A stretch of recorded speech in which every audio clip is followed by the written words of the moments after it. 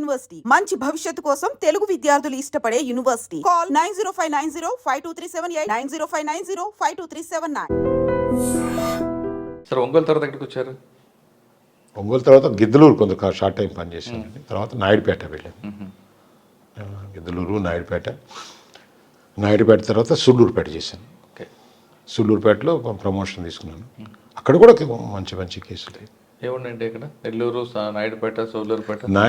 జిల్లా నెల్లూరు అనుకుంటా కదా, మరి అక్కడ పోస్టింగ్ ఇస్తారా? మా ఫాదర్ కొంత హెల్త్ ప్రాబ్లం ఉండింది అప్పుడు. కొంచెం చెన్నైలో నేను చూపిస్తుండేది ఆయన్ని.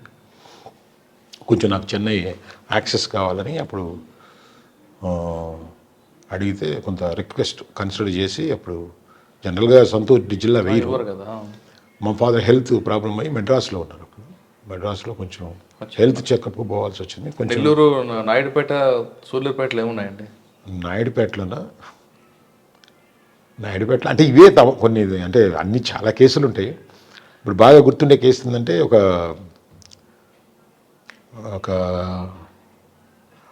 ఈ కెమెరా ముందు ఏమో చెప్పొచ్చో లేదో తెలీదు, ఒక లేడీ కాల్చుకొని చనిపోయిందని ఇన్ఫర్మేషన్ వచ్చింది నాయుడుపేటలో. పరిగెత్తుకుంటూ పోయాను, నేను కూడా ఉన్నాను. నా కళ్ళ ముందే లాస్ట్ దశలో ఇంత కాలిపోయింది. పెళ్ళయి దాదాపు ఒక 1 year లోపే. ఆ కేసులో భర్త ఏమో షాప్లో ఉన్నాడు. ఆ రోజే భర్త పుట్టింటి నుంచి అమ్మాయిని తీసుకొచ్చాడు. తీసుకొచ్చిన రోజే చచ్చిపోయింది అమ్మాయి. సో భర్త అయితే కాల్చినాడు కాదు, కానీ తనకి హెరాస్మెంట్ ఏదో ఉంది, చనిపోయింది. తర్వాత ఆ కేసు 304B కింద నమోదు చేస్తే కొంచెం వేరే విషయాలు బయటకు వచ్చినాయి. ఆ రోజు అమ్మాయి ఇంపార్టెంట్, నా భర్త వద్దు నేను పోనానంటే, ఈ మామ, ఈ అమ్మాయి భర్త ఆ షాప్ ఉంటుంది కాబట్టి ఆ షాప్లో ఈ లిక్కర్కి అల్లుడి దగ్గర ఈ తినడానికి అలవాటు పడిపోయి ప్రతిరోజు నాయుడుపేటకు వచ్చి, అంటే చనిపోయిన ఆమె తండ్రి అలవాటు పడ్డాడు. సో ఎప్పుడైతే ఈ అమ్మాయి ఎప్పుడైతే పుట్టింటికి వచ్చి నేను కాపడానికి పోనందో అప్పటి నుంచి వీడికి ఇక్కడ అల్లుడి దగ్గర ఫీడింగ్ తగ్గిపోయింది. సో అల్లుడిని రిక్వెస్ట్ చేస్తే, ముందు నువ్వు కూతురు తీసుకొస్తే నువ్వు నా దగ్గరికి అలవ్ చేస్తావు అంటే, ఆ అమ్మాయి ఇంట్లో ఏడ్చింది, ఇంపార్టెంట్ అమ్మా వద్దు అని. వాళ్ళ మదర్ కూడా దానికి యాక్సెప్ట్ చేయలేదు. ఇతను బలవంతంగా తండ్రి ఎక్కించుకొని అమ్మాయిని లగేజ్ తీసుకొచ్చుకున్నప్పుడు ఆ అమ్మాయి వెళ్ళేటప్పుడే, ఆ బస్సు ఎక్కి తీసుకెళ్ళేటప్పుడే ఆ లగేజ్ని ఆ చిల్ల చెట్లలో పారేసింది. అంటే తనకు ఇంక ఇంట్రెస్ట్ లేదు. లగేజ్ ఎప్పుడైతే వదిలేసిందో తను ఇంక ఉండను అనేది ఇండైరెక్ట్గా ఈ తండ్రి సెన్స్ చేయలేకపోయాడు. తండ్రి వదిలిపెట్టి వచ్చేసాడు, ఇష్టం లేని కాపురం. ఆ అమ్మాయి వెంటనే అక్కడే తగలబెట్టేసేసుకుంది. అంటే నన్ను పుట్టిల్లు కూడా నన్ను సంరక్షించలేదనేది అమ్మాయి థాట్. అది ఈ కేసు ఎందుకు చెప్తున్నానంటే, ఆ కేసులో ఏమో జరిగిందంటే, ఈ తండ్రి ఒక నీచమైన మాట మాట్లాడాడు, నా ముందే మాట్లాడాడు. అంటే ఈయన కెమెరా ముందు చెప్పలేను. ఆ ఆవేశంలో కొట్టాను, తండ్రిని కొట్టాను. ఎంఆర్ఓ వాళ్ళు ఉన్నారు, కానీ తట్టుకోలేకపోయా ఆ మాట. కొట్టిన తర్వాత అది ఒక పెద్ద, అంటే కూతురు చనిపోయిన తండ్రినే చేసుకున్న ఆఫీసర్ అని చెప్పి పెద్ద నా మీద నెగిటివ్ పెద్ద పేపర్లో ఇది వచ్చింది. ఆ మాట ఏ మనిషి వినలేడు. ఒక తండ్రి కూతుర్ని ఆ విధంగా కామెంట్ చేయటం అనేది మనిషి వినలేడు. అలాంటి కామెంట్ చేసినప్పుడు కోపం వచ్చింది. కానీ ఆమె చావు కారణం తండ్రి. టెక్నికల్గా మనం ఎవిడెన్స్ తండ్రి అని ఎవరైతే వాళ్ళే కేసు పెట్టారు కానీ వాళ్ళ మీద పెట్టలేం. కానీ అప్పుడు అనిపించింది, ఆడపిల్ల అంటే వాళ్ళు ఈ విధంగా సమిధులైపోవటానికి అత్తగారు వాళ్ళు ఎంత ఇంపార్టెంటో, ఆదరించాల్సిన పుట్టింటి వాళ్ళు కూడా ఆదరించలేకపోతే తీసుకునే నిర్ణయాలు అట్లా ఉంటాయి అనేది. సార్ అది యాక్చువల్గా మీరు 304B సార్. అవును. అయితే 174 అవ్వాలి, లేదా ఇప్పుడు మీరు చెప్పిన రీజన్ ప్రూవ్ అయితే 306 అవ్వాలి. దాన్ని ఏ విధంగా క్లోజ్ చేస్తారండి? అది గుర్తులేదు, అది సీనియర్ ఆఫీసర్లు చేసినట్టున్నారు. అప్పుడు నేనంటే ఆ ఇన్సిడెంట్ జరిగింది కాబట్టి నేను ఎందుకు చెప్తున్నానంటే, నేను నా మీద ఆయన కొట్టానని చాలా పెద్ద ఇష్యూ అయింది అది. అంటే డెడ్ బాడీ ఉన్నప్పుడే వాళ్ళ ఫాదర్ మీద చేసుకున్నాను in the presence of MRO అనేది. సో అంత చెడ్డ మాట విని, అంటే పోలీస్ ఆఫీసర్ కూడా బ్యాలెన్స్ పోతుంది అంటే ఒక్కోసారి తెలియదండి, బ్యాలెన్స్ పోద్ది. అంటే ఈ సొసైటీ ఈ దిగజారే క్రమంలో అది ఎంత దిగజారిపోయేతుంది అనే దానికి సో 10 ఏళ్ళకి ఆ మార్పు డైజెస్ట్ కావడానికి టైం తీసుకుంటుంది.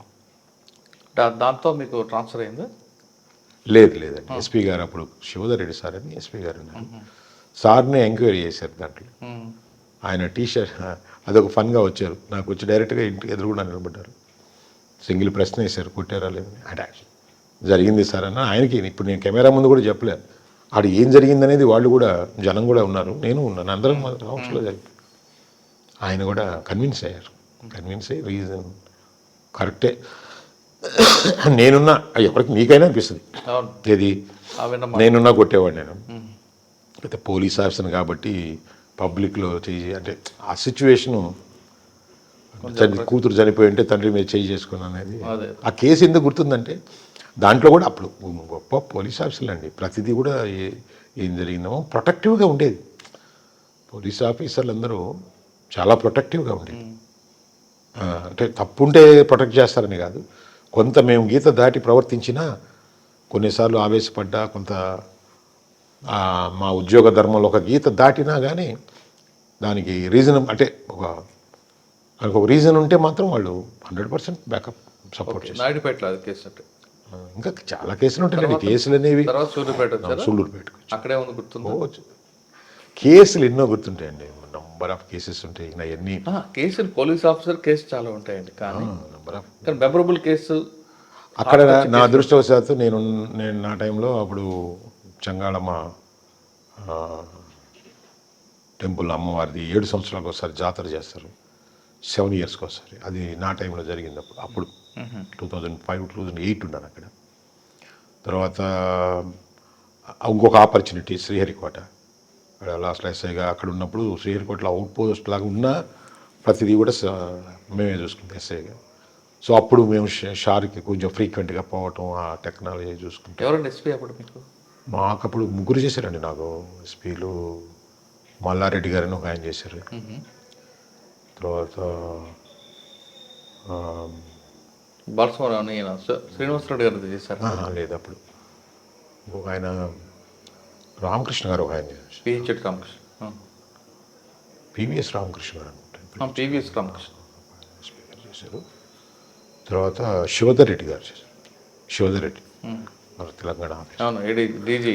ఆయన నన్ను అక్కడ ట్రాన్స్ఫర్ ఇచ్చింది కూడా ఆయన, అక్కడే ప్రమోషన్ అంటే నాయుడు అక్కడే వచ్చింది నాకు, నాయుడుపేట నుంచి సూళ్ళూరుపేట ఇచ్చింది కూడా ఆయన. గ్రేట్ మంచి ఆఫీసర్ అండి, గ్రేట్ ఆఫీసర్. ప్రమోషన్ అక్కడే వచ్చింది, అక్కడే ప్రమోషన్ అక్కడ ఫస్ట్ సిఐడిలో ఫస్ట్లో ఆ కేసు మెమరీ ఏది సత్యం రామలింగరాజు కేసులో మేము సిఐడి హెడ్ క్వార్టర్లో ఉన్నాం అప్పుడు. సో వాళ్ళు అరెస్ట్ అప్పుడు కూడా నేనే ఫస్ట్ సెంట్రీ, ఆ రామలింగరాజు వాళ్ళందరినీ. సార్ రామలింగరాజు గారి కేసులో ఆయన డీజీపీ ఆఫీస్, నాకు రివార్డు కూడా ఉంది దాంట్లో, నాకు రివార్డు కూడా ఉంది దాంట్లో. ఆయన డీజీపీ ఆఫీస్కి సరెండర్ అయిపోయారు. అవును, మేము ఉన్నాం. సరెండర్ అయినప్పుడు డీజీగా సంబంధించాను ఎవరైనా సంథింగ్ డీజీ ఈఓడబ్ల్యూ కౌముది గారు ఉండేది, కౌముది గారు అప్పుడు నారాయణ గారు అని సిఐడి ఐపీఎస్. అంటే రామలింగరాజు అంటే అప్పట్లో చాలా పెద్ద ఫేమ్ అండి, బిల్ క్లింటన్ వాళ్ళతో తిరుగుతారు. అటువంటి గొప్ప వ్యక్తి మీరు వచ్చినప్పుడు మీరు మాట్లాడడానికి క్వశ్చన్ చేయడానికి ఇబ్బంది ఉండదా? లేదా చాలా క్యాజువల్గా మాట్లాడడం. పోలీస్ ప్రొఫెషన్ అయిన తర్వాత వచ్చిన తర్వాత ఆ జంకు ఏమి ఉండదండి, ప్రొఫెషనల్గానే ఉంటాం. అంటే మీకు అనిపిస్తుంది పెద్ద చిన్న అని, కానీ పోలీస్కి అట్లా ఏమనిపించదు. ఆ క్రైమ్లో వచ్చినప్పుడు ఆ క్రైమ్కి రిలేటెడ్గా ఉండే మాటలు మాట్లాడతాం. ఆయన కోఆపరేట్ చేశారంటే ఆయన అంటే నేను అదేంటంటే ఇక్కడ తీసుకొచ్చి సరెండర్ చేశారు. ఇప్పుడు నా ఇన్స్పెక్టర్గా హోదాలో నేను ఆ నైట్ ఫస్ట్ సెంట్రీ నేనే ఉన్నాను. సో మాకు తీసుకోవాల్సిన జాగ్రత్తలు ఉంటాయి, అంటే పెద్ద వాళ్ళు ఏమైనా ఇంకొక నష్టం జరగకుండా మేము కొంచెం జాగ్రత్తలు తీసుకోవాలి కదా. తర్వాత ఇంట్రాగేషన్ సెషన్స్ వేరే ఆఫీసర్లు వచ్చి చేసుకుంటారు. కానీ నాకు అప్పుడు అనిపించింది ఒక పోలీస్ ఆఫీసర్ కాబట్టి కదా, ఒకప్పుడు మనం న్యూస్ పేపర్లో చదివి మనమే గ్రేట్ అనుకునే వాళ్ళు, సో మన పర్మిషన్ లేకుండా అడుగు కూడా పక్కకు పెట్టలేని స్థితి అనేది. అప్పుడు పోలీసు అనేది అంటే మనం ఎక్కడి నుంచో ట్రావెల్ అయ్యి ఆ ప్రొఫెషన్ అనేది మనకి ఎంత రెస్పెక్ట్ని ఎంత గౌరవం ఇచ్చింది అని అయితే ఆ రోజు అనిపించింది. సో లేకపోతే మనకి ఇంటర్వ్యూ కూడా దొరకవుగా. అట్లాంటిది మన కస్టడీలోకి వచ్చి సీడ్ తర్వాత ఎక్కడికి వచ్చారండి? సీడ్ తర్వాత ఒంగోలు టౌన్ సిఐగా వచ్చాను. ఆహా. ఆ రౌడీ ఉందా, తగ్గిపోయిందండి? ఆహా, అప్పటికే డిక్రీజ్ అయింది. లేదు, ఆ 10 ఇయర్స్లో మేమున్న టైంలోనే బాగా తగ్గింది. తర్వాత కూడా కొంత ఇంకొకటి 2 ఉన్నాయి. నేను వెళ్ళిపోయిన తర్వాత కూడా కొంత రెమినెంట్స్ ఉన్నాయి. అవి కూడా అయిపోయిన తర్వాత ఒక 2 ఇయర్స్కి ఎండ్ అయిపోయింది. సో ఆ తర్వాత నేను సిఐగా వచ్చేటప్పటికి సో నాకు తెలిసి చాలామంది నాకు అప్పుడు కొంచెం రౌడీలు గట్టిగా ఉండేవాళ్ళు వేరే రూపంలో కనపడ్డారు. ఎలా పొలిటికల్గా? ఏదో వ్యాపారం చేస్తున్నట్టు పొలిటికల్గాను.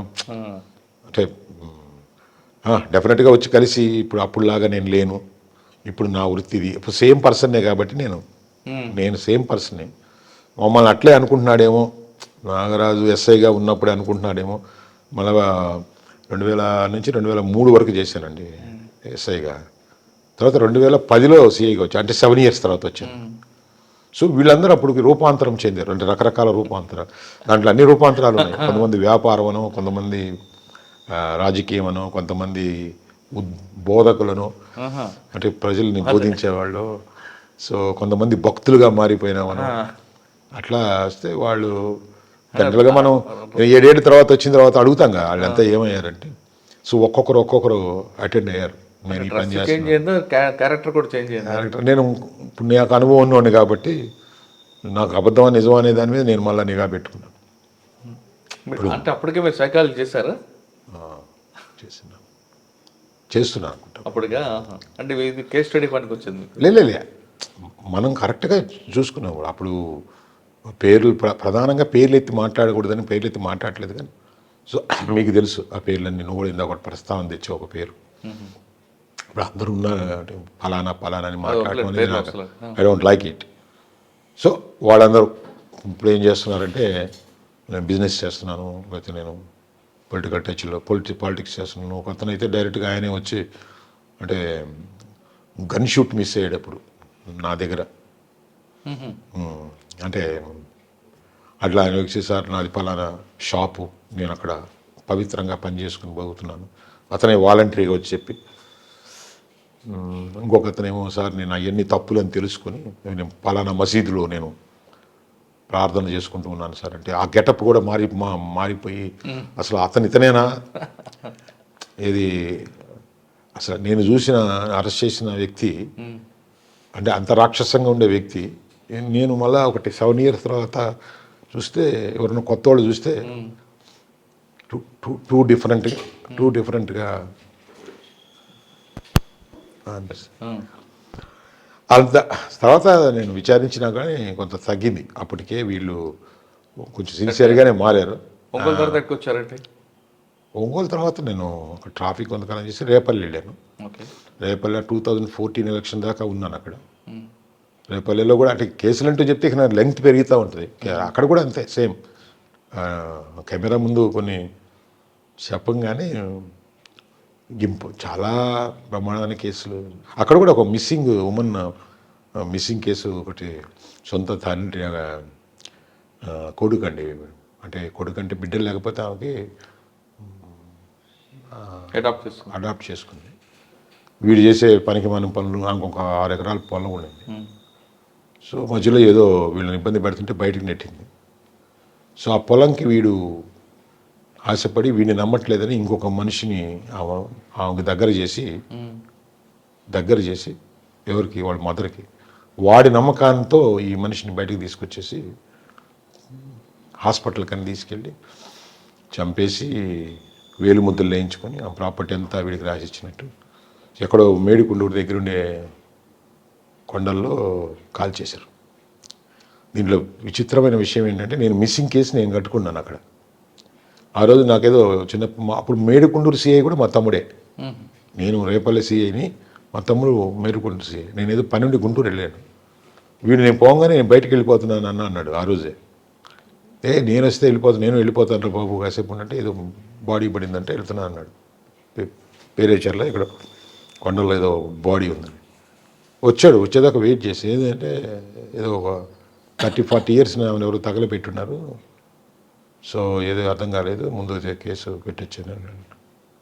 దాని తర్వాత నాకు ఈ ఇన్సిడెంట్ జరిగిన తర్వాత అక్కడ నాకు పేటేరు అది నాకు 7 days తర్వాత రిపోర్ట్ అయింది. కానీ ఈ ఏజ్ గ్రూప్ డిఫరెన్స్ వచ్చింది, అంటే ఇది అనుమానించాం కదా. తర్వాత ఆ కేసు ఇన్వెస్టిగేషన్లో చాలా తేయడం జరిగింది, చాలా తప్పుదారిని పోయాం. లేకపోతే మాకు ఒక సిస్టమ్ ఉంటుంది కదా ఇన్వెస్టిగేషన్లో వస్తే, అప్పుడు వీడి పాత్ర బయటకు వచ్చింది తర్వాత ఇంట్రాగేషన్లో. సో సొంత చిన్నప్పటి నుంచి సాకిన కొడుకే ఆస్తి కోసం తల్లిని మట్టు పెట్టాడు. యాక్చువల్గా ఆ కేసులో అరెస్టులు చేసినప్పుడు కూడా నేను సొంత తల్లిని పెట్టి నువ్వు ఆ పొలం కొట్టేసి వేరే వాళ్ళకి నువ్వు సో ఆ దగ్గర కొట్టేసిన పొలంతో నువ్వు మళ్ళీ వాళ్ళకి అరెకరా ఇస్తాను తీసుకొచ్చినాక కొంత ఇస్తానని ఎవరైతే నీకు సహకరిస్తే వాళ్ళందరికీ చేసావో వాళ్ళ చేతుల్లో నీ చావు కూడా అలాగే ఉంటుందని ఏదో చెప్పించాను క్యాజువల్గా. కేసు అయితే కేసే, మామూలు మనిషిగా మనం శపిస్తాం కదా. కానీ ఇన్సిడెంట్ తర్వాత అట్లాగే జరిగిందండి. ఇప్పుడు ఆ A2 చేతులు వీడు A1 చనిపోయాడు. అప్పుడు నేను SBDSPగా ఉన్నాను. ఈ న్యూస్ చూసి నా శాపం ఫలించింది కదా. సో నిజంగానే జరిగింది. నేను ఇప్పుడు వీడికి నువ్వు ఇవ్వవు, నువ్వు ఇంతే అంటే నువ్వు వెదవి నీ తల్లినే ఆస్తి కోసం పొడిచేసావు, వాడికి అరెకరా ఇస్తా అన్నావు, ఏది తీసుకొస్తే నువ్వు పిలిస్తే రాదు, వాడిని నమ్మి వచ్చి నువ్వు చంపేశావు. ఇప్పుడు రేపు ఈ ఆస్తి వాడికి ఇకపోతే వాడే నిన్ను చంపుతాడు. నేరానికి ఏమన్నా ఇది ఉంటుందంటే నేను క్యాజువల్గా అన్నది నిజంగా జరిగింది అంటున్నాను. ఇప్పుడు వీడు ఎవడైతే వాళ్ళ తల్లిని చంపాడో నేను అక్కడి నుంచి ట్రాన్స్ఫర్ అయిన తర్వాత నేను మళ్ళీ DSPకి వెళ్ళిపోయాను. సో నేను ఆ వార్త విన్నాను. నేను ఏదో చెప్పించినట్టు అంటే అది నిజంగా జరిగిందే అనిపించింది నాకు. వీడే నేను చంపుతాడు అని అన్న క్యాజువల్గా అంటాం కదా, అది నిజం. అది జరిగింది, అదే జరిగింది, అది నిజమైంది. ఆడే నిజంగానే చంపేసాడు. అంటే నాకు అప్పుడు నవ్వు వచ్చింది. క్యాజువల్ టాక్ కూడా పవర్ఫుల్గా ఉంటుందా అంటే వాడు చేసిన తప్పు కొన్ని నేరాలు మామూలుగా అనిపిస్తాయి, కొన్ని నేరాలు కొంచెం గుండెని కూడా కోస్తాయి మమ్మల్ని. అందుకే సమాజం మీద కూడా యాటిట్యూడ్ చేంజ్ అయిపోద్ది పోలీస్ ఆఫీసర్కి. అంటే అందరు అలా ఉంటారని కాదు కానీ, సో ఎవ్రీథింగ్ ఈజ్ గుడ్ అనేది టేక్ ఇట్ గ్రాంటెడ్ కింద పోలీస్ ఆఫీసర్ అయిన తర్వాత ప్రొఫెషన్లోకి వచ్చిన తర్వాత ఆ సెన్సిటివిటీ మిస్ అవుతుంది. దాన్ని మన మధ్యలో కొంతమంది హార్డ్ కోర్ అయిపోయారంటారు. హార్డ్ కోర్ మేము కావు, మీరు చేస్తారు. అంటే మీరు చేస్తారంటే ఇన్సిడెంట్స్ హార్డ్ చేస్తుంది, సొసైటీ కూడా హార్డ్ అవుతాం. అంటే హార్డ్ అయ్యేవని కాదు, అందరినీ అలా చూస్తామని కాదు. సో అది కూడా జరుగుతుంది అనేది, అది మా మీద ఆ ప్రభావం మా మీద ఉంటుంది. సార్ రేపటి తర్వాత అంటే రేపటి తర్వాత ప్రమోషన్ వచ్చిందండి DSPగా. ప్రమోషన్ వస్తే DSPగా. ఇన్స్పెక్టర్గా ఎన్ని పోస్టులు చేశారు మీరు? ఒంగోలు నేను CID చేశాను, CID CID నెల్లూరు చేశాను కొంతకాలం. అక్కడ హైదరాబాద్ హెడ్ క్వార్టర్ చేశాను, ఇక్కడ నెల్లూరు చేశాను. తర్వాత టౌన్ CIగా చేశాను. తర్వాత ట్రాఫిక్ కొంతకాలం చేశాను ఒంగోలు. తర్వాత రేపల్లె చేశాను. ఓకే. తర్వాత DSPగా ఫస్ట్ పోస్టింగ్ ఇంటెలిజెన్స్. అది PTC అండి, police training college Anantapur. First time రాయలసీమలో ఎంటర్ అయ్యాము. అది ఇక్కడ ఆడేంత 1 year 2 months ఏమి ఉన్నాను. తర్వాత ఒంగోలు వచ్చాను, ఒంగోలు PTCకి వచ్చాను. ఒంగోలు PTC తర్వాత ఒంగోలు SB చేశాను DSPగా. తర్వాత అక్కడి నుంచి రాజమండ్రి ఈస్ట్ చేశారు. రాజమండ్రి ఈస్ట్. రాజమండ్రి ఈస్ట్లో 19 ఎలక్షన్ అక్కడ చేశాను. 19 ఎలక్షన్కు ముందు చీరాల ట్రాన్స్ఫర్ అయ్యాను. చీరాల ఎలక్షన్స్ అప్పుడు కరణం బలరాం వర్సెస్ ఆమంచి కృష్ణమోహన్ ఎలక్షన్కి నేను DSP. సో ఆ ఎలక్షన్ అందరికీ గుర్తుండిపోయింది.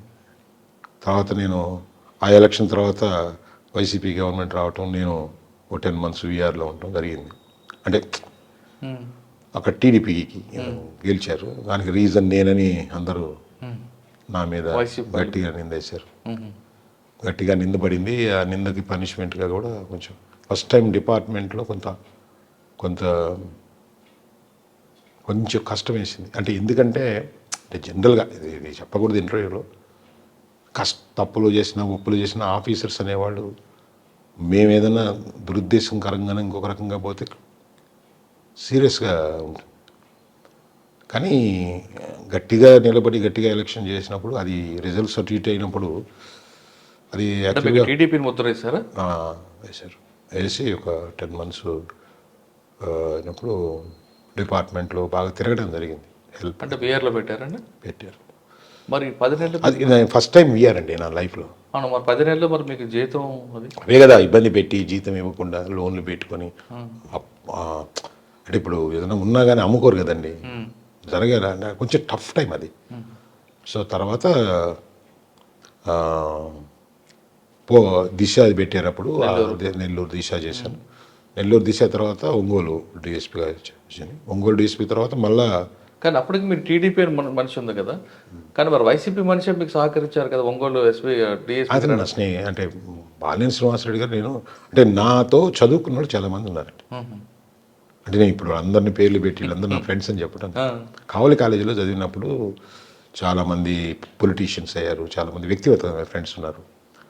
సో బాలినేని శ్రీనివాసరెడ్డి గారు నేను ఈ జిల్లాకు రాకముందే మా ఇన్లాస్కి ఫ్రెండ్ బాలినేని శ్రీనివాసరెడ్డి గారు ఇప్పుడు మా కోబ్రదర్ ఎమ్మెల్యేగా కంటెస్ట్ చేస్తే అప్పుడు చీఫ్ ఎలక్షన్ ఏజెంట్. అప్పుడు ఆయన బాలినేని శ్రీనివాసరెడ్డి గారు యూత్లో ఉన్నాడు, యూత్ కాంగ్రెస్లో ఉన్నాడు. కుటుంబ సంబంధాలు ఉన్నాయి. ఇచ్చి మీ పక్కన ఉన్న లక్ష్మణ్ మంది ఇవ్వలేదండి. కాదండి, కాదు బాలినేని శ్రీనివాసరెడ్డి నేను అంటే మేమైతే ఫ్రెండ్స్ అని కాదు కానీ ఒకే టైంలో చదువుకున్నాం కూడా. కావాలి జవహర్ భారతిలో అదే ఉన్నప్పుడు జూపూడి ప్రభాకర్, ఇప్పుడు చైర్మన్ బాలాజీ, ఎంపీ గారు. అంటే ఇప్పుడు రాజకీయం కోణం వేరే ఉంటుంది, మనం మన మన బ్యాక్గ్రౌండ్ వేరే ఉంటుంది, పర్సనల్ వేరు ప్రొఫెషనల్ అంటే. సో ఇప్పుడు ఒంగోలు అనేది పడింది తప్ప మళ్ళీ ఏం లేదంటున్నా. విఆర్ దిశ అన్నీ అంతా. సార్ ఒంగోలు వచ్చారు కదా, ఎస్ఐగా ఒంగోలు ఉంది, సిఏగా ఒంగోలు ఉంది, డిఎస్పీగా ఒంగోలు ఉంది. ఈ 3 ఒంగోలు తేడా వచ్చింది. చాలా చేంజ్ వచ్చింది, చాలా చేంజ్ వచ్చింది. 3 డిఎస్పీగా నేను వచ్చేటప్పటికి ఇప్పుడు అంతకుముందు చెప్పాను కదా రూపాలు మార్కుని చీటింగ్లు.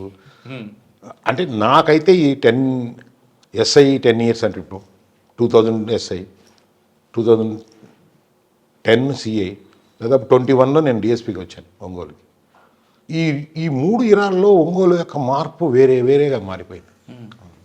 ఆనాటి 10 ఏళ్ళకు అదే 10 ఏళ్ళకి మారుతుంది అనేది 10 ఏళ్ళకి.